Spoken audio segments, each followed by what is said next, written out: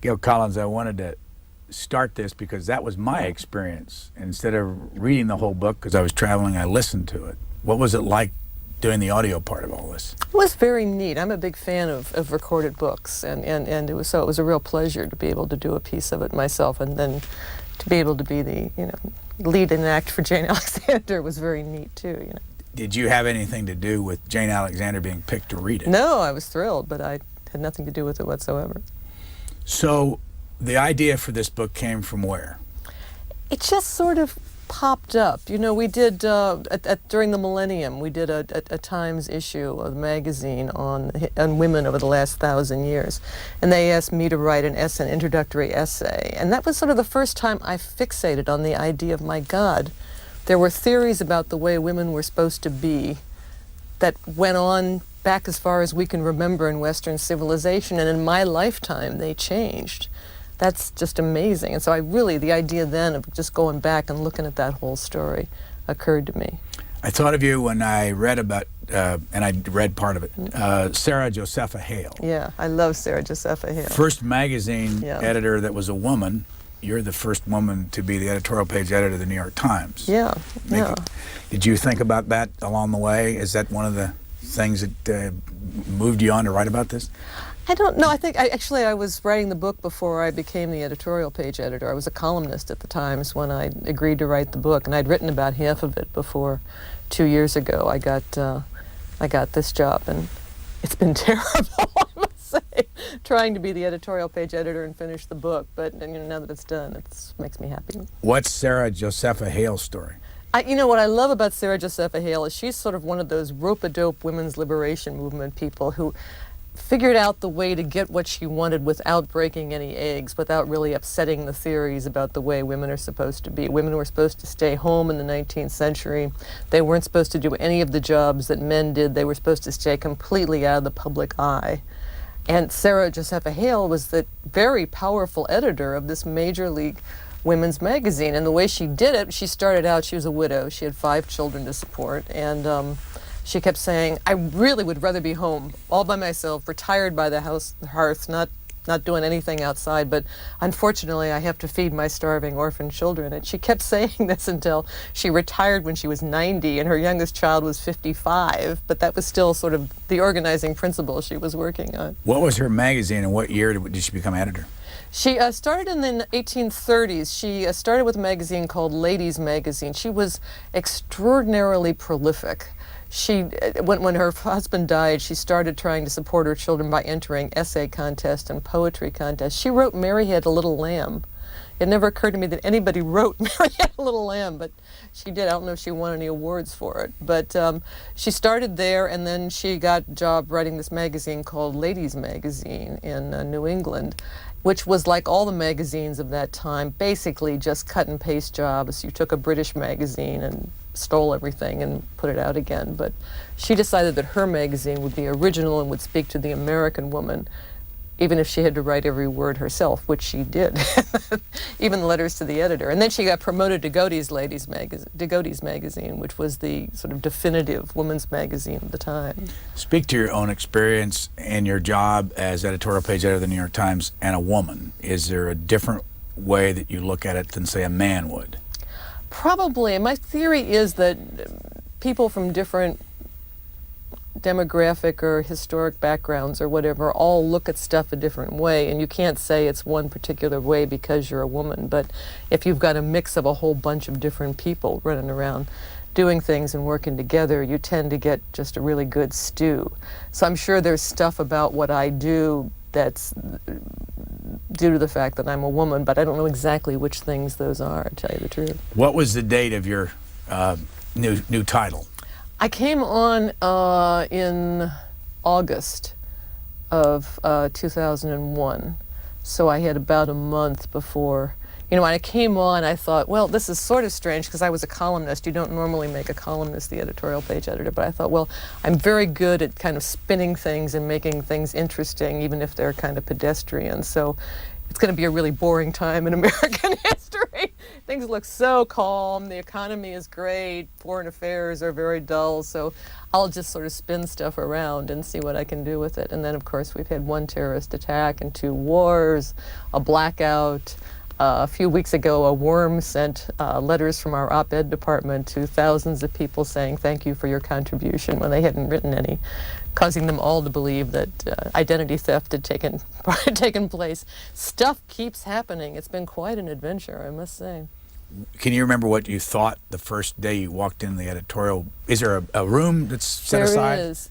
You know, people often ask me if the Times editorial page has ever changed its opinion on a really big issue, and I always say, yeah, we changed on women's suffrage. For about 100 years, the Times was opposed to giving women the right to vote until the very last minute. And we have a long boardroom where I run the editorial board meetings, and on the other end of the boardroom are pictures, portraits of Charles Miller and Henry Raymond, who were the 2 really major editorial page editors during that period. So I do like to every once in a while come in early, you know, and say, guys, it's Gail, I got your job. Wasn't Henry Raymond a Republican?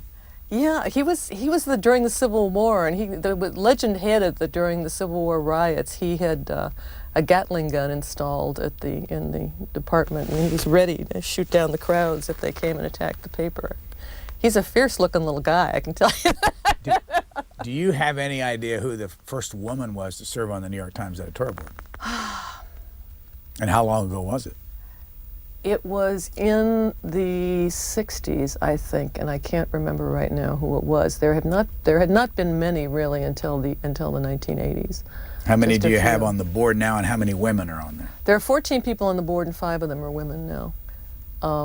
But 2 of them are on part-time right now because they wanted to take more time off to be with their families. So we don't have as many as a perfect balance would indicate, but we have amazing women, so that's good. When you did this research on women, what did you find were the 3 or 4 major turning points in the history of women since 1600s? Since the 1600s, one was the Revolutionary War was just really huge. Some women, a few women thought, certainly Abigail Adams, people like that, thought that they'd get out of the Revolutionary War some really major rights for women because they fought so hard themselves. They were the ones who ran the farms while their husbands were at war. They were very active in the boycotts of British goods. So they really, for the first time, there was a national sense that women were sort of taking part in a public event like the war was. So they thought they'd get a lot out of it, and they didn't, legally speaking. They got very little. There's that really famous letter that Abigail wrote to John saying, remember the ladies, and when you make up the new laws, drop the title of master and take up the title of friend. And he wrote back, which we don't quote in school, as to your thing about the laws, I cannot help but laugh at you, Abigail. What are you talking about? So they didn't get that, but what they did get was the idea that women should be educated, that they'd be the mothers of the new citizens, so that women as well as men should be sent to school. And once you started sending all these women to school, suddenly the nation realized they had a terrible shortage of teachers. And every time in our history, no matter what the theories are about women, if there's a desperate need for literate workers at low pay, women are going to be the answer. So it was suddenly decided that part of the maternal feeling of women was to be a teacher. So it was the first time for women, middle-class women, that you had a job that you could go and do. You didn't have to be either a wife or a dependent. If you didn't want to get married, you could actually get a job and support yourself, and that was huge. Just an amazing turning point. So Revolutionary War, what's next? Maybe the Civil War. Civil War, whenever there's a war, all the rules are suspended. It's an emergency, so there's always a very strong feeling that women are allowed to do stuff they normally aren't allowed to do. During the war, especially in the North, women were really very active, and before the war in the abolition movement. For the first time, you had women really getting out there and mixing it up in politics. Again, the women kept saying, well, this is part of our maternal deal. You know, it's not really about the politics. It's about families being broken up. You know, Harriet Beecher Stowe and Uncle Tom's Cabin was a very canny, rope-a-dope liberation way of looking at the slavery issue. It wasn't about politics or whether blacks should be citizens. It was about families being torn asunder, and that was the woman's issue. So therefore, the Civil War was in part a woman's war, and that so many women got politicized then and never really depoliticized afterwards. So that was a huge deal. And afterwards, again, great disappointment on the part of women who thought that they would get the vote along with the ex-slaves, and that never happened. And there was a sort of a very nasty, evil period there toward the second half of the 19th century when people like Elizabeth Cady Stanton were running around hanging out with deeply, deeply racist guys who were really arguing how could it be that these immigrants and these ex-slaves who can hardly read are allowed to vote and we middle-class women aren't. This is wrong, wrong, wrong. So it was a bad and bleak period in many ways. Next point in history. Well, you got to go for suffrage. Suffrage is very big. There's a great story at the end of the suffrage movement. It's, what you don't realize till you look at it is how long and dreary and painful this was. There was a long period in which the suffrage movement decided the only way to do this, we'll never get a constitutional amendment. The Southern politicians will never allow this. We got to do this state by state. So they're schlepping off 5 times. They go to South Dakota to try to get a constitutional amendment in the South Dakota state constitution. And, it's always really hot out or it's really cold out. And Susan B. Anthony almost dies out there. They're all schlepping back and forth to South Dakota and all these other very bleak states trying to do this. And it feels to so many of these women like it's never going to happen. It's never going to work out. Finally, you get to the point where you're almost there, you've passed the thing through Congress, you've got all but one state, you're down to your last state, it's Tennessee, it's the last possible state, it's the last possible day, it's passed in the Senate, it's gone to the House, it's a 1-vote margin, and the Speaker of the House changes his mind and says he's going to vote against it. And then suddenly, this 24-year-old guy, the youngest member of the legislature, who's a no vote, gets up and says, I've got this letter from my mother. She says, son, do the right thing and vote for suffrage. And a good boy always listens to his mother. I'm changing my vote. The thing passes and it becomes law. It was so dramatic at the end. I mean, you would love to have been there. And what would you call the years of suffrage? The years that, since suffrage. No, the years that it was debated and worked on, and the Susan B. Anthony's and the Elizabeth years Cady of Stanton. suffering. It went for almost a century, and Susan B. Anthony and Elizabeth Cady Stanton knew they wouldn't see it. They knew they would not really see national suffrage in their lifetime. It passed in Tennessee in what year? It passed in Tennessee in 1920. And when was the first instantly. election that the women voted? Warren Harding. They voted for Warren Harding. Did women After vote all for him? this time, yeah. As far as they know, of course, there wasn't very sophisticated polling then, but it appeared that women basically voted like their husbands did. Not, I don't think, because they were following their husband's lead, but because, like their husbands, their votes were predicated on region or class or other stuff about their demography that made them feel that one party or the other was in their interest. And of course, Harding was the great peace candidate of his time.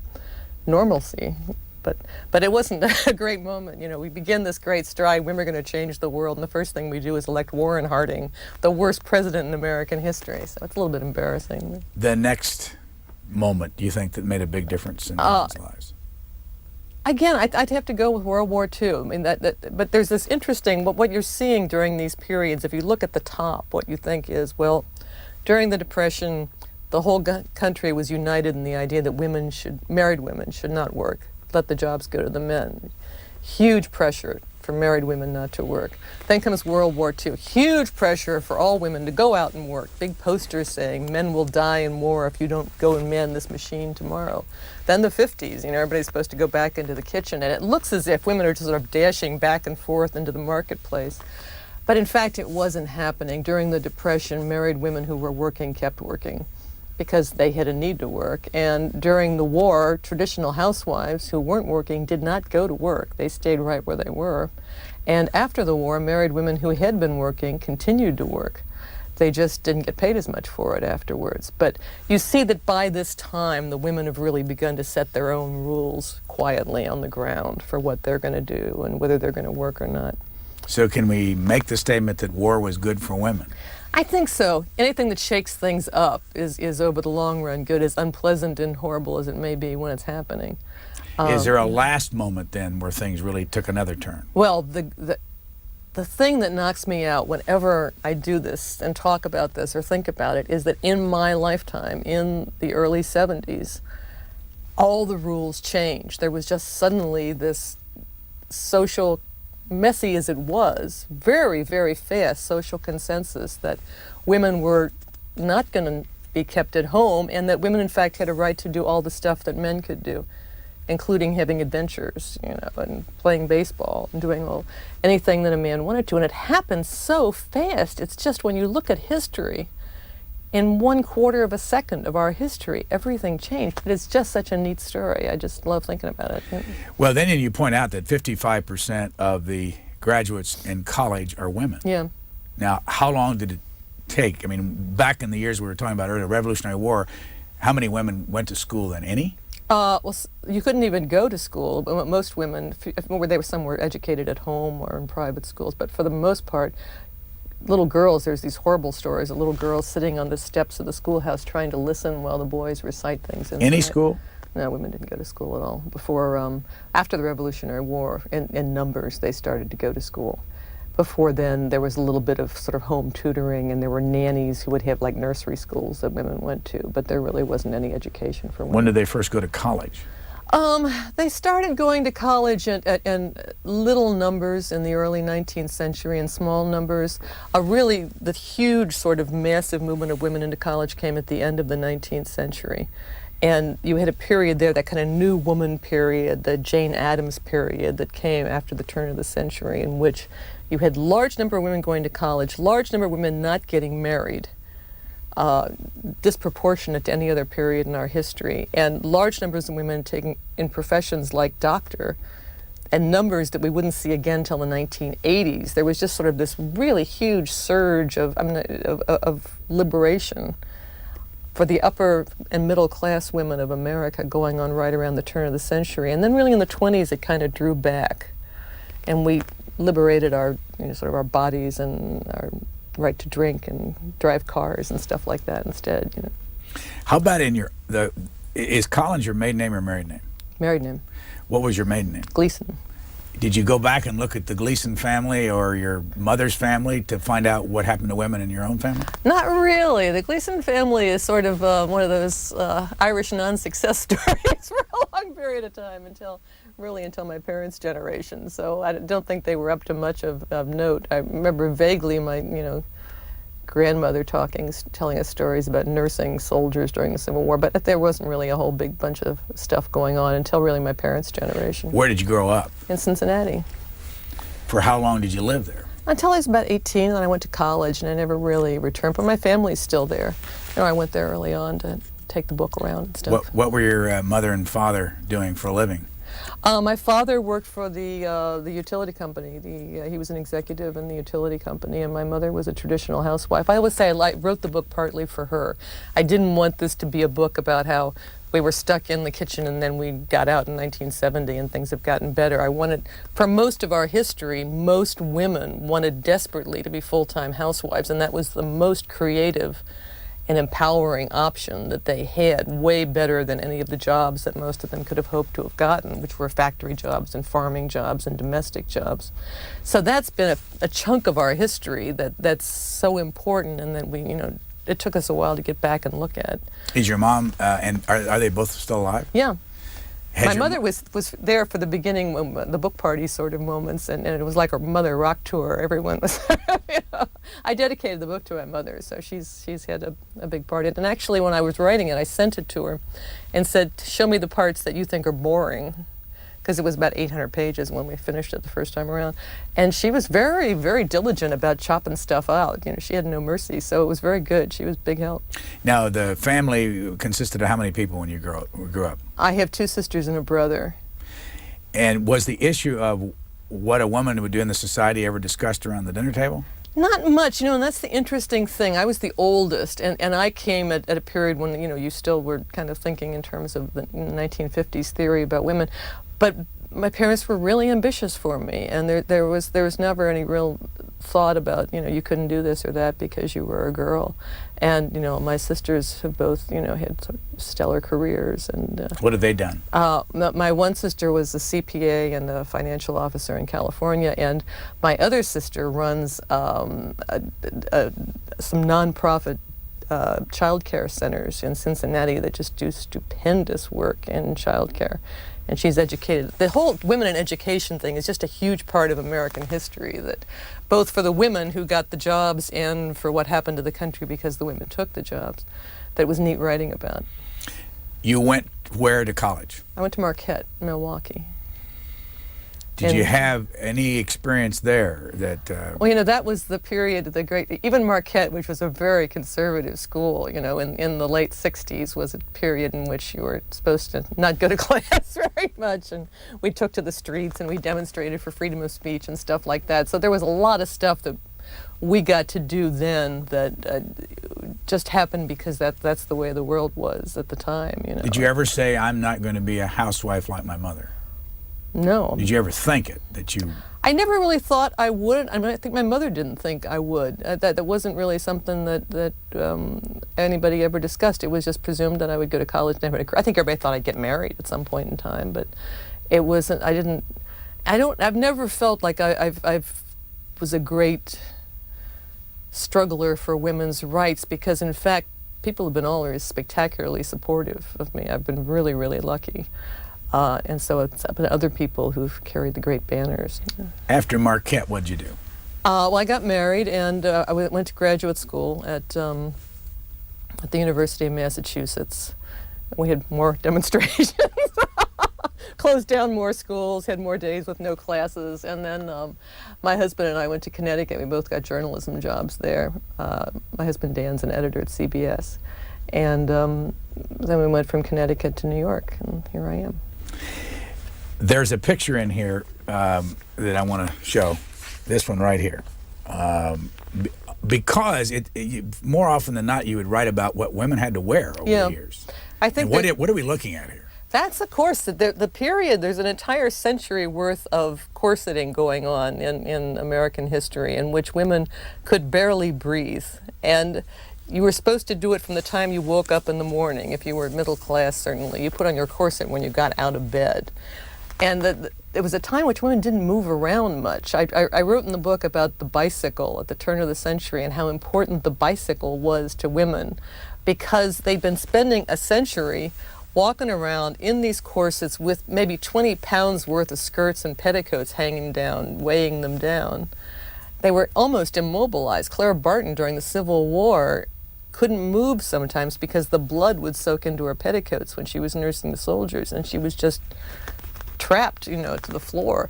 And suddenly you got the bicycle, and it was okay for women to ride the bicycle. So you could zoop along, and it was just an extraordinary, they called it wheeling then, it was an extraordinary liberation moment for women. All the famous women of the time got on bicycles. Lillian Russell wrote a newspaper column explaining what you wore when you went bicycling. It was just a very big moment. The stuff about what women wear, their health issues are just so important for American history. You just tend to always think that people got up in the morning and did whatever they were supposed to historically do. You don't think about, well, how did they feel physically? Did they have any energy? Were they in pain? Were they comfortable? And that stuff is just a huge part of the story. And that was one of the reasons I really wanted to write the book. I wanted to kind of look at the stuff from the ground up. Where did you find was some of your better sources on the history of women? There's stupendous books on the history of American women. For the last 20, 25 years, there's just been a blossoming of the literature. And what I tried to do was to read as much of it as I could. I have this wonderful room now that's full of nothing but books. I had 6 assistants who worked part-time for me, who read books and underlined stuff for me. And then I tried to sort of pick out all the good bits that I could and spin it into a story that would be fun to read, but would not only tell the ground story and the big over story, but also some of the theories that that historians have developed about what women did. And at the end of the book, I tried to show through the footnotes where my trail was so that other people could follow it and go back and read these books too. Speaking of the corsets, you also write that there were periods where the larger the woman was, the better off she was. Yeah, the Gilded Age, let's all go back and live in the Gilded Age. There's this great letter from a guy in toward the end of the century, 19th century, from the West, saying, a tightrope walker came to town and she walked across Main Street on her tightrope. She was the most beautiful woman I ever saw. Huge thighs. Then Lillian Russell was the great beauty of the time. Lillian Russell, who, on her good days weighed about 160 pounds, would have eating contests with Diamond Jim Brady and invite reporters, would leave her corset with the maitre d' when she came into the restaurant so she'd have plenty of room for the eating contest. And that everybody liked large. It was a living large kind of era. People were proud then of conspicuous consumption, and it was a period in which they really celebrated the sins of the flesh in a big way. What changed it to the opposite? You write in the 20s, the flappers and the skinny women, and they went the opposite direction. Yeah, after suffrage, there was sort of an explosion again in which women wanted to be physically free. And they got rid of their corsets, they got rid of all the restrictive clothing there was. They wore very simple, straight outfits. They wanted to be able to walk around, to be free, to move a lot. The dances became really lively at that period of time, the Charleston and stuff like that. And part of the deal was you wanted to be physically free, so you wanted to be athletic. You wanted to be able to move around. It was very strange, though, that you had a period in which women were supposed to be so physically free, but they bound their breasts. It was as if you couldn't get to the point where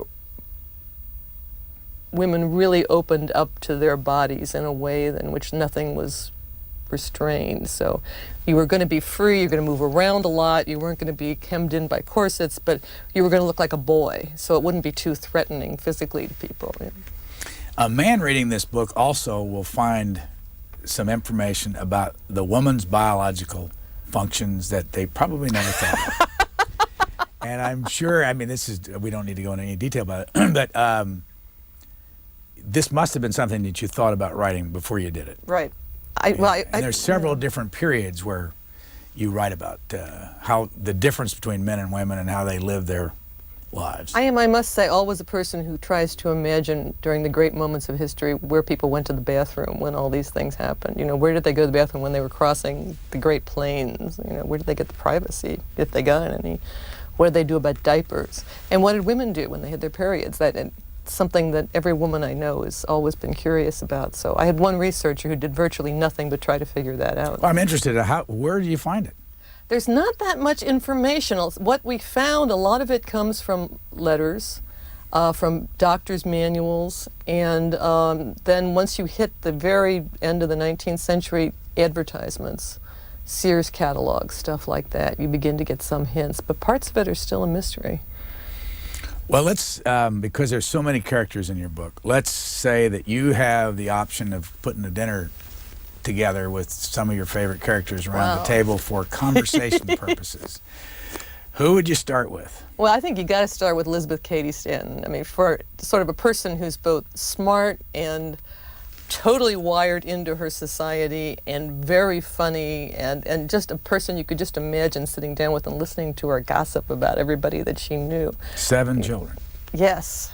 And it drove Susan B. Anthony crazy. One of the great stories of the book is the whole fight with the first time a professional woman existed in the United States. She's writing letters about what am I going to do about children, can I have a family? What am I going to do about that? And Susan B. Anthony, who was the great partner of Elizabeth Cady Stanton, was driven mad by the fact that she kept having all these babies. It was like a betrayal of the cause every time it happened. But I would want to have her for sure. She'd be my first person. Who else is at that table? Lillian Russell is a fascinating character. And she was a great suffragette too. She was very into women's vote. And who was she? What'd she do? She was the great beauty and the great theatrical performer of the Gilded Age. She sang and she did comedies, and she wasn't a great dramatic actress. What would you ask her? She would like to talk about the fashions and the cosmetics and all the physical things. She was great about writing. She would write columns for the newspaper about what to do in order to look more beautiful. During those days, they stressed thinking beautiful thoughts more than buying good products. In her years?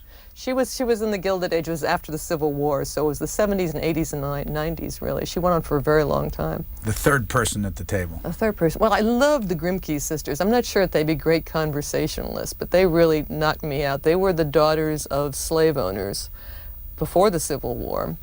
And of all the white middle-class women in the South, they were the only ones who said not only that they didn't like slavery, which wasn't that uncommon, but that they weren't going to take it, and they moved north at a time when women never left home and traveled by themselves, and they began speaking on behalf of the abolition movement to mixed crowds of men and women, which never happened. You never did that.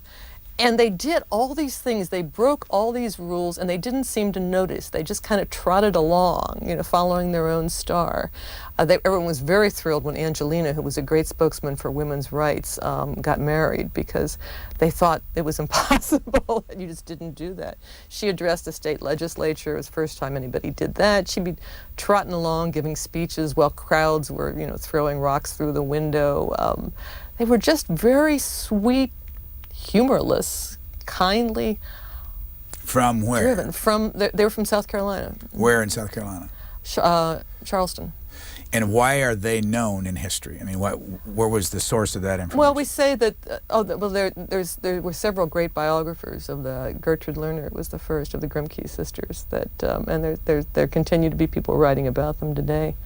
They were just so amazing. At the end of the war, they retired and sort of lived on health foods and ran a boarding school. And suddenly there's a knock at the door, and these two young black men walk in and say, turns out we're your nephews. Your brother, you probably didn't know, was having an affair with our mother, who was his slave, and now we're free, so we thought we'd drop by. And the Grimke sisters have no money at all. They're living on like rice and apples, and they say, oh, come in, be our nephews, and we'll send you to Harvard. And they did, and they became two of the great, civil rights leaders of their era.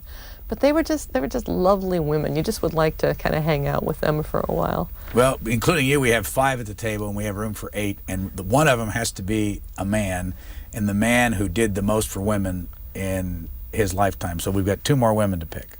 Wow, the man who did most for women in his lifetime. In some ways, I would really have to argue for Franklin Roosevelt on that front.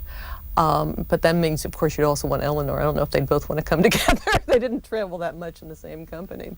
Certainly, you'd have to have Eleanor Roosevelt at the table. You got one left. I got one left. It seems like it would only be fair to bring...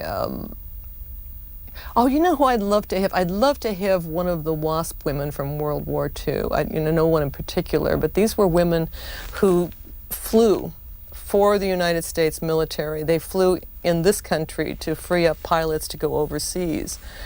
And the theory was this was very safe and would be no trouble at all. They could do that with their hands tied. But in fact, the men felt very strongly that while it was glorious to die in battle, it was really stupid to die in Schenectady at the airport.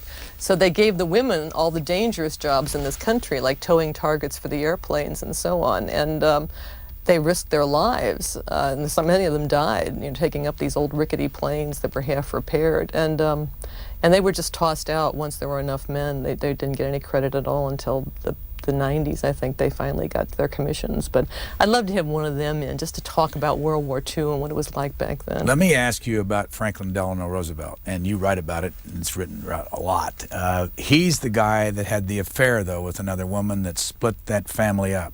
Why would you want to give him so much credit for women getting advanced? Well, you know what we learned, and I wrote a book about this, the one before this, the Scandal book?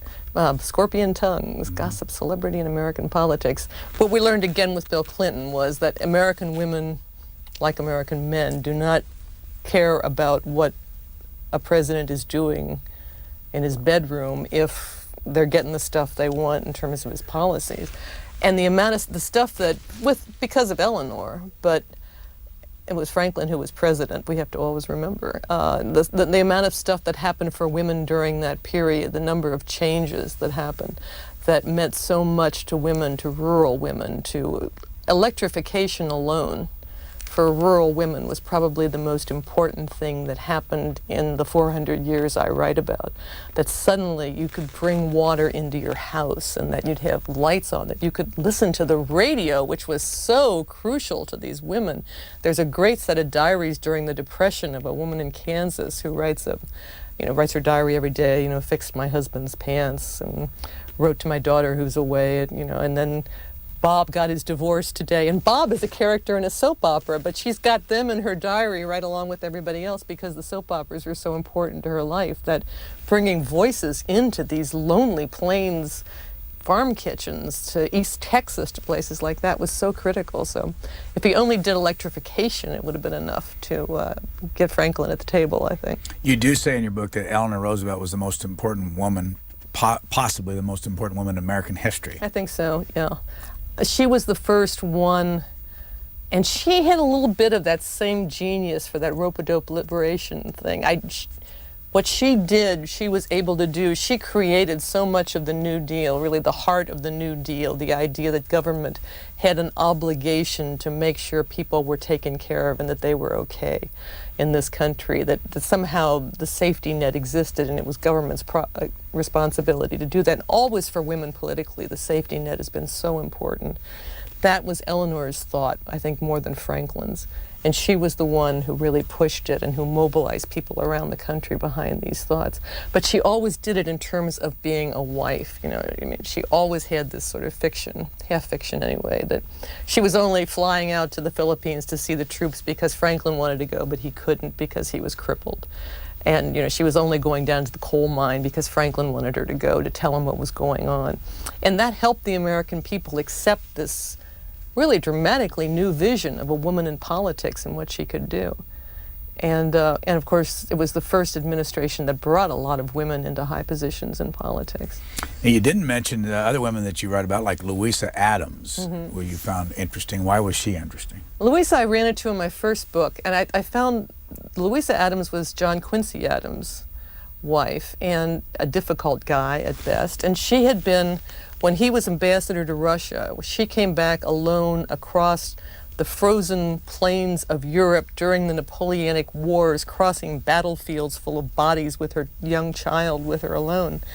And yet, when she gets to Washington, she's sitting there writing, she's eating chocolates and writing her autobiography, which is called Adventures of a Nobody. There's a kind of duality to, Louisa, who is just so extraordinary. She got her husband elected president. Everybody hated John Quincy Adams, but she was quite a good hostess and able to bring a lot of people around who otherwise would probably have happily tarred and feathered him. So she had a lot of power, but yet, on the other hand, she felt the obligation to feel very powerless. You didn't put Margaret Sanger at your table.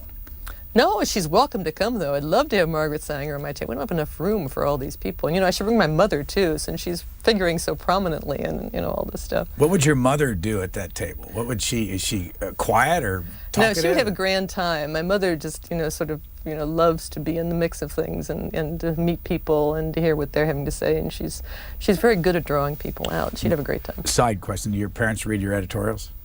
They do sometimes, yeah. And they read my books and they read my stuff. Are you on the same wavelength politically? No, not at all.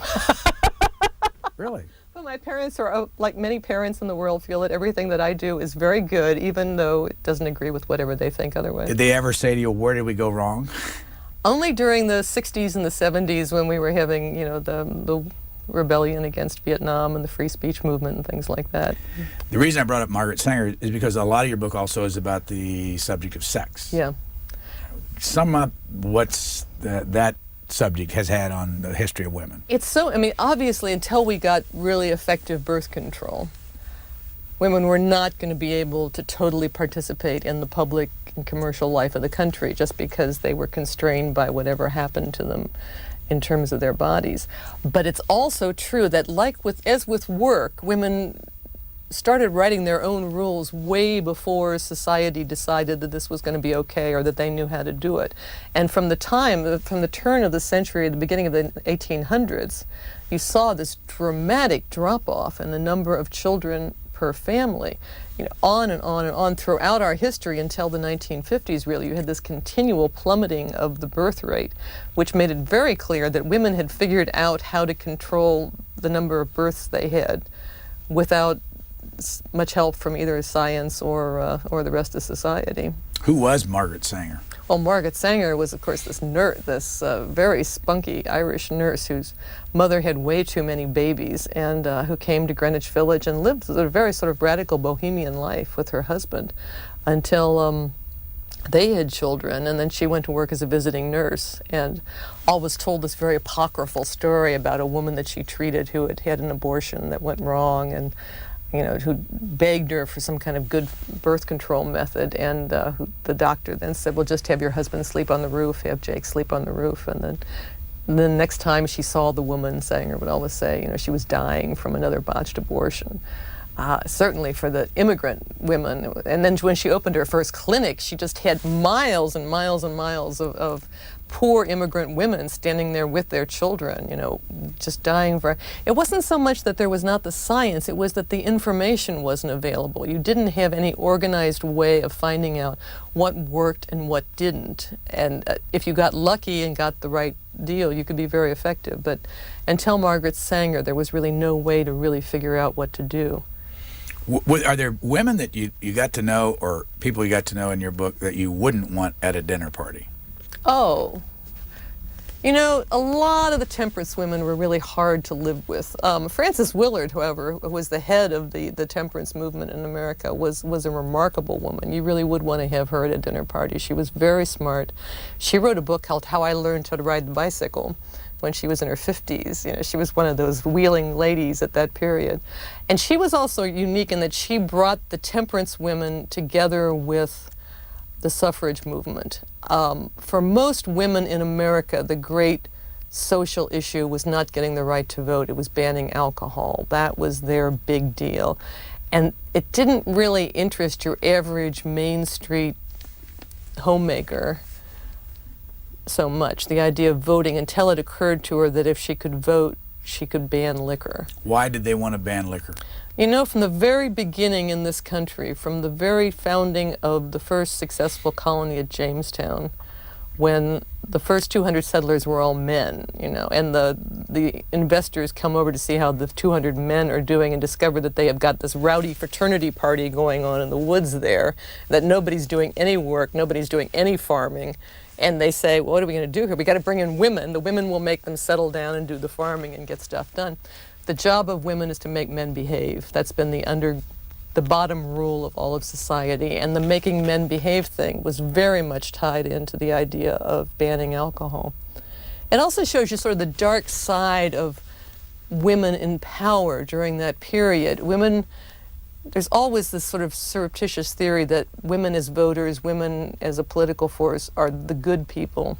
They want to, take care of the babies and stuff, whereas the men want to, cut taxes or go to war or whatever. But when women began to get political power, the first thing they wanted to do was to enforce middle-class, Main Street female rules of behavior on the rest of society. Ban liquor, ban any kind of sexual expression whatsoever, ban pornography, ban gambling, ban prostitution, ban everything that a respectable matron in Main Street would not like. It was many people who read the book said, well, I didn't really like that chapter. Let's get over the temperance part and go on to the next neat thing that we did. The temperance thing shows that women in politics have not been perfect. You didn't name Betty Friedan to be there at the table. Yeah, you really should bring somebody from the 70s, one of the great leaders in the 70s, and certainly she'd be a good choice. Who's your favorite leader from the 70s? Favorite leader from the 70s? There's something really appealing about Gloria Steinem's ability to kind of mix everything together and to create a package that was so easy for large numbers of Americans to accept. But Betty Friedan figured out a lot of stuff. Often the person who, you'd had that period there. I think one of the reasons that there was that sudden explosion at that period was that in the 60s, for the first time, you had a mass of women who were in their 50s, who had raised their families, who had been permanent homemakers all their lives, who suddenly were likely to live for another 20 or 30 years, and who really didn't have that much to do, because for the first time you did have appliances that, in the absence of children, took care of many of the household chores. Taking care of a home, if there weren't any children in it, was not necessarily something that was going to take up all your time.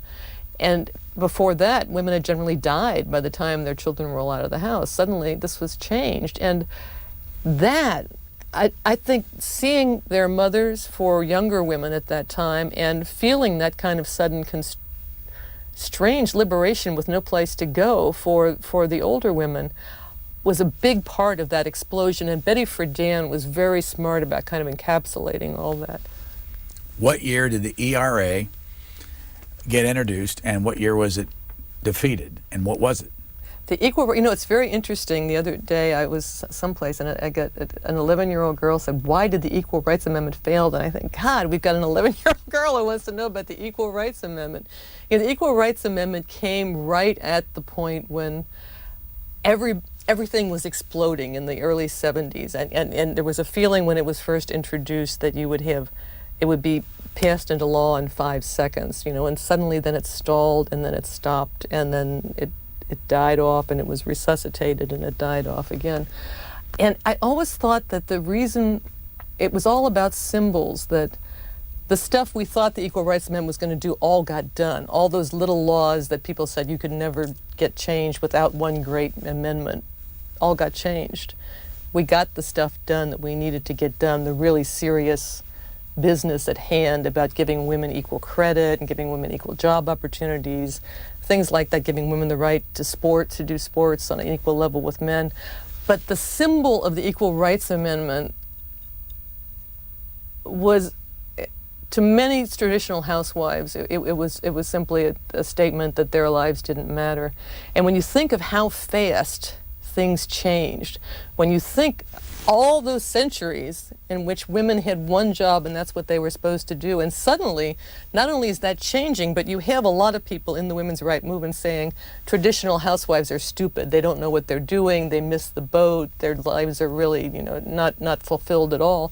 It was inevitable that somewhere some symbol was going to be picked, and the world was going to say, women were just going to say, no, that hurts my feelings too much, I don't want to go there. So in the end, boy, how could you not feel some sympathy for them? ERA in the end missed by 3 states? Yeah. You think anybody will try to do that again? Yeah. I mean, they talk about it once in a while, but it's really, the deed is done. The stuff is done. To pass an amendment to say that women have equal rights in law when the laws have already been changed, it just seems like a great road to hoe for no good reason. Well, if you go back where we've been, Revolutionary War, the Civil War, World War I, World War II, all had impact on women.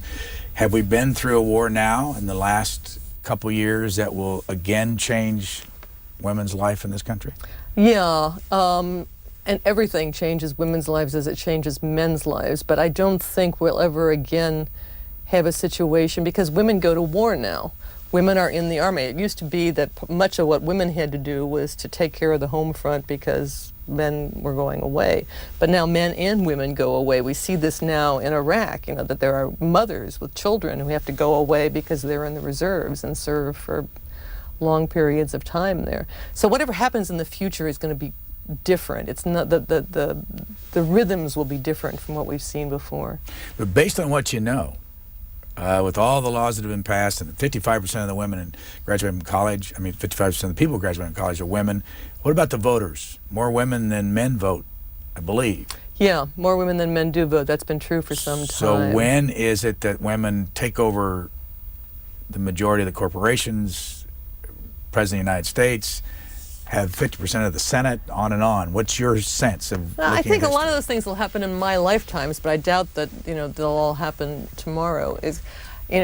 People rightfully get very impatient. There's lots to be done. But when I look at it in terms of 400 years, just so much has happened so fast. I think, you're going to need another maybe generation of development before we get to the point where there are an equal number of women who are not the husbands of powerful men, being politically and economically as powerful as the most powerful men are. As the editor of the editorial page of the New York Times, do you ever sit there in your office, or do you think about, as in that position, I have a responsibility to women to do the following?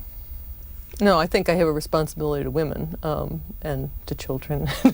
But yeah, and you work.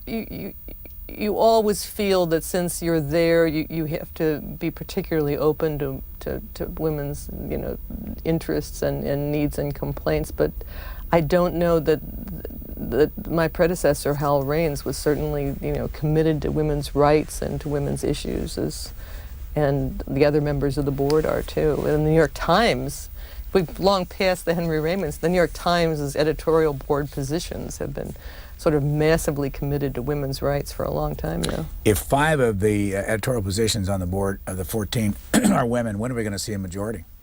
They don't turn over very fast. And whenever I hire somebody, I must admit that although I would love to have more women, there's all these other things that come into the mix, and you're always trying to make the mix more fruitful. So sometimes all the different variables don't come up at the same time, but I get yelled at a lot by women about that, so I'm certainly very conscious of it. And how did you manage to write a book in the middle of your other responsibilities? When did you do it?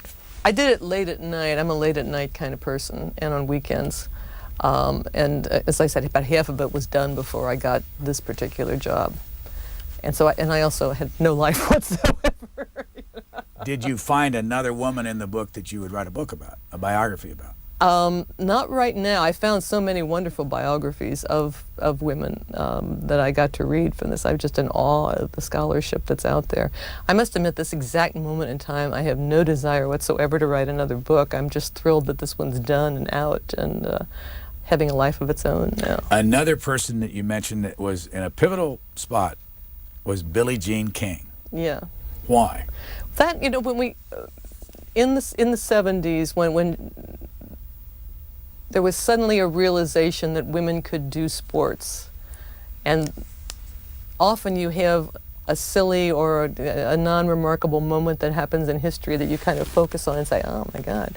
And that moment in which Billie Jean King beat Bobby Riggs at tennis, even though she was a top player and he was a very sort of middle of the road, struggling tour guy, it just focused the American mind on the idea that women could do sports, and that women athletes could be not only really good at their games, but really sort of fun to watch, and characters you'd like to invite to a dinner party, that they weren't, there wasn't something off-putting or strange about them, that they were your friends and your daughters and your wives and your sisters and so on. What is your instinct? You're in the state with a famous American woman politician, Hillary Rodham Clinton, who everybody says will be a candidate at least in 2008, maybe even in 2004. Do you have a responsibility to boost her up to that job? Oh, Brian. No, I don't. And it's interesting. Women voters don't feel that responsibility. You see in the polls, if there's a woman candidate who's particularly attractive, sometimes you do see, women kind of flocking to her to be supportive of her. But none of the polls seem to indicate that women prefer to see women running for office over men. They'll vote for a man over a woman if they like the man better. So no, I don't think that. But it's interesting. One thing I did when I was on the bus with Hillary during her Senate campaign, and I've never been able to prove if this is right or not. It may be a big misunderstanding on my part, but you would see these women upstate, sort of middle-aged women, and I just really, really, really excited about Hillary Clinton. And I just had the feeling that there's maybe a group of women out there, women who had raised their families and had careers, But they gave up part of the careers for the families, and they were happy to have done the families, and they were happy with the careers, but suddenly the kids are grown and they're thinking, maybe I could have a real shot, not just at continuing my good career, but really doing something spectacular. Maybe I could start all over again and do some really neat thing. And that for those women, Hillary Clinton was a really special person. And I do think that there's just something there. There's just a vibration that goes on sometimes. The title of your book, 400 Years of Dolls, Drudges, Helpmates, and Heroines, was whose idea?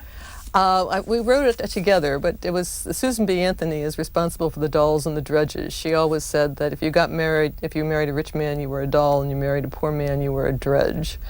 And then we threw in the helpmates and the heroines, which began with H's, but also most women in this country have either been supporting men or they've stood out on their own and done sort of amazing things, and that was the helpmates and the heroines. We're out of time. Gail Collins. The title of her book is Women, America's Women. Thank you very much for joining us. Thank you.